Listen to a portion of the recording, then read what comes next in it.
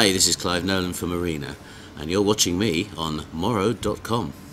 Understand, why do they not comprehend? Well, the simple concept is it's the last hour of life and the first hour of death. It's just something that came out of experience from myself and Mick with losing parents and things, and I don't know, there just seemed to be a lot going on in their minds, even though they couldn't communicate with us, perhaps in their last bit of time, and so I wanted to explore what that experience might be and where it might lead. And so it's really, well, I suppose my interpretation of that experience, really. That's the concept. I mean, there's a lot of information provided. It's a journey, like I say, from that first minute. I mean, the person who's dying sees it as a great escape, sees it as a way of finally being free of his body, because at that stage he's had enough. But I take the adventure further until the point where, like I say, after the body's gone, what he experiences in that first hour afterwards as well. But I'm not going to tell you what it is, you've got to find out.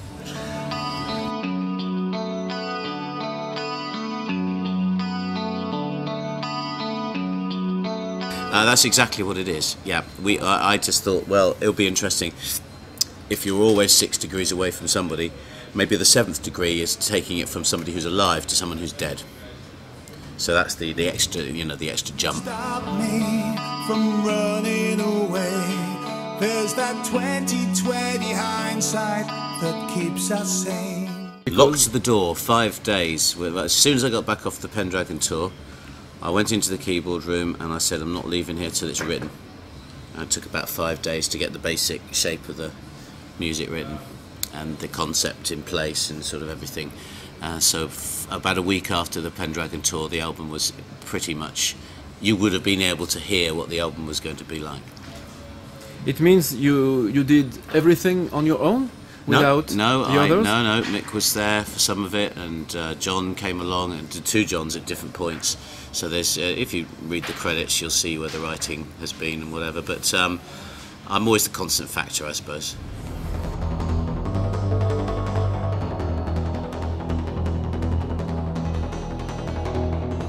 Well, we did it with The Visitor, and we did it with Contagion, and we talked about doing it with this album, but because we've been away for quite a long time, we thought it was important to play a bigger mixture of material, just to kind of get people back into Arena. So we decided that now was not the best time to do the whole concept. Yes, possibly we might. I'd like to, but it depends how the reaction is to the album. Depends on the audiences we get on this tour. We'll just have to see what the temperature is like. Could never have known where our futures were guided. He's a good singer, that's why we chose him. He's got a very good voice and he has a very big range, which has meant that we can write much more varied vocal lines, which is exciting. The vocal lines I put together for this album were going up a lot higher. And covering a larger amount of notes, which is great. Yeah. And how did you meet him, or well, I met discover him?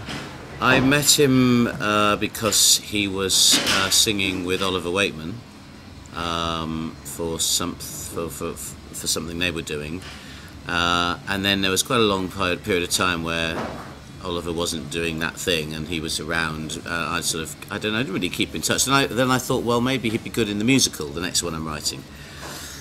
So I contacted him to talk about that, and then he gave me a disc with some songs that he'd recorded as a demonstration. And then we needed a singer, and it was the obvious choice.